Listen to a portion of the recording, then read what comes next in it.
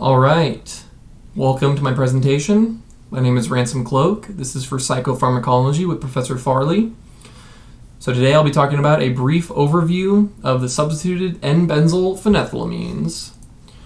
To give you some general background on the chemistry, a phenethylamine is going to contain this backbone of chemical. This is just unsubstituted phenethylamine right here.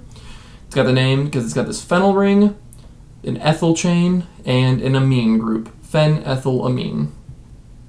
Very common backbone to a lot of areas of chemistry, psychopharmacology, medicine, all kinds of things.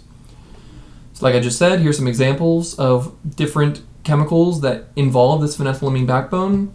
We've got albuterol, the asthma medication, dopamine, the endogenous neurotransmitter, amphetamine, very popular ADHD medication and also street drug, bupropion, antidepressant, the serotonin norepinephrine reuptake inhibitor, MDMA, popular club drug, now being seen to have some great effects in PTSD treatment, which is awesome.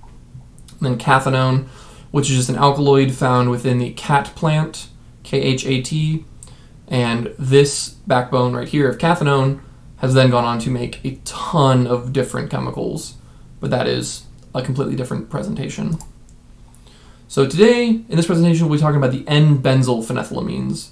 So N-benzyl phenethylamine, you're still going to have this phenethylamine group, but then an N-benzyl substituent on it. Most notable of these compounds is 25I-NBMOE. So this is 25I-NBMOE, phenethylamine, benzyl group. So some background on 25I, the IUPAC name, it's going to be 2,4-iodo-2,5-dimethoxyphenyl N-2-methoxyphenyl methylethanamine. It's a big mouthful, but IUPAC is a nomenclature system that's used around the world. So if I go to a chemist who does not speak the same language as me and I say this, they'll know what I'm talking about. So 25I was first synthesized in 2003 by German chemist Ralph Heim. He was doing research for his PhD in medicinal chemistry, and he was really interested in looking at high potency agonists of the 5-HT2A receptor. So later research was conducted by David E. Nichols at Purdue University in 2008. David E. Nichols is the foremost expert on 5-HT2A agonists in the world, very famous in this area of study, and a highly regarded individual. But why we know about it, 25I, and why we're talking about it now is because it found use in recreational settings in about 2010 when it was being sold online as a legal high. Here's an example of 25I being sold. As you can see clearly up there, it says not for human consumption. That was just a way of bypassing laws and made it legal for them to sell online. Let's get a little bit into the pharmacology right here. 25I is a highly attractive option for researchers who are wanting to investigate 5-HT2A agonism. The iodine molecule that you see, or the iodine atom that you see on 25I, can be radio-labeled, which makes it a little bit radioactive, and that radioactivity can be picked up by PET scans, and it will help to show researchers how 5-HT2A receptors are actually distributed through the brain. So you can see here this inhibition constant for 25I for the 5-HT2A receptor. So the lower the number, the higher affinity it has. We've got an order of magnitude lower number from 2CI, which is the parent compound, or LSD.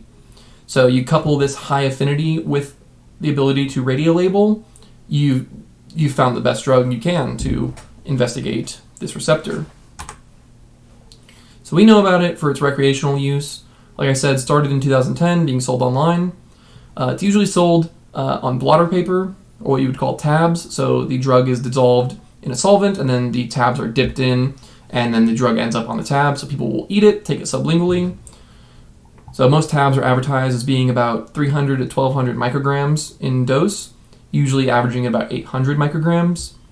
For most people, when they take this drug, they're going to say, I want the visual distortions, I want the eye candy, and I want the stimulation so I can dance all night. That's usually why people would choose to take this drug. So that's pretty comparable to a lot of classical psychedelics, especially LSD.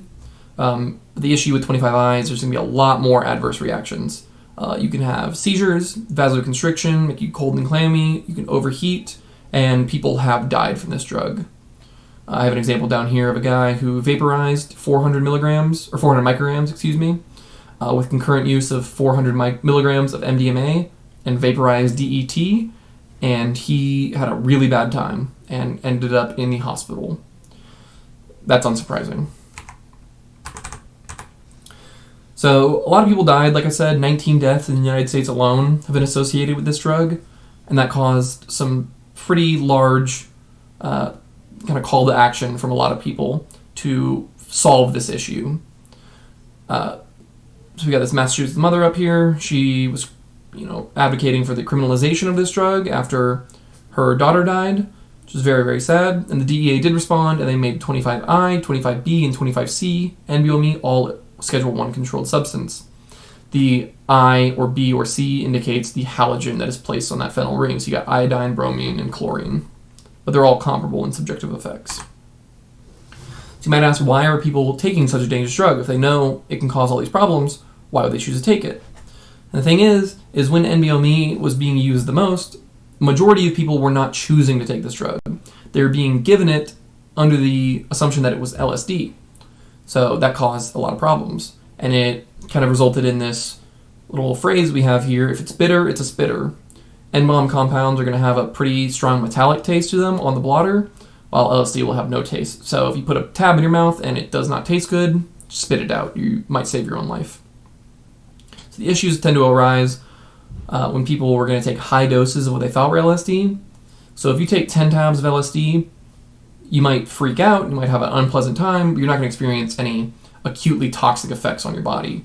Versus 10 tabs of 25I, you might die. You might suffer major organ failure, have a seizure, and bonk your head. A lot of bad things can happen. So you might ask, why were people selling this fake LSD? And that's got a pretty simple explanation. Profit. There's a lot of money to be made by selling fake LSD. So we can look at the profit incentive from a production standpoint. LSD is going to be very hard to acquire the materials.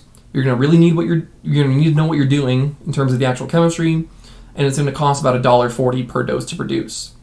First, if we look at 25I, the starting material, this dimethoxybenzene, can be bought online very cheaply in large amounts because it's used in perfumery.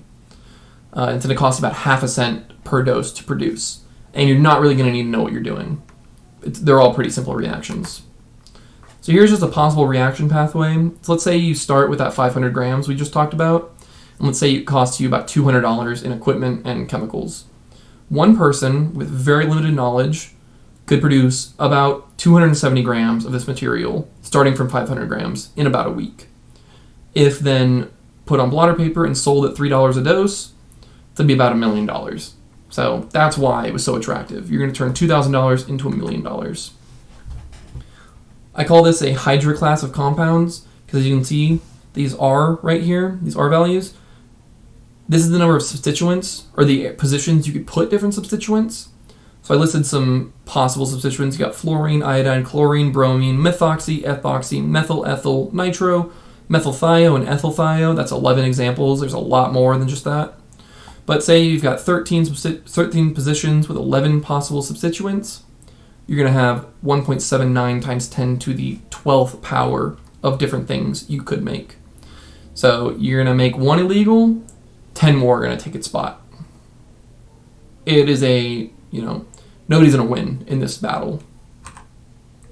Here's some other examples of N-bomb analogs that have been produced in research. This is just 12 examples right here.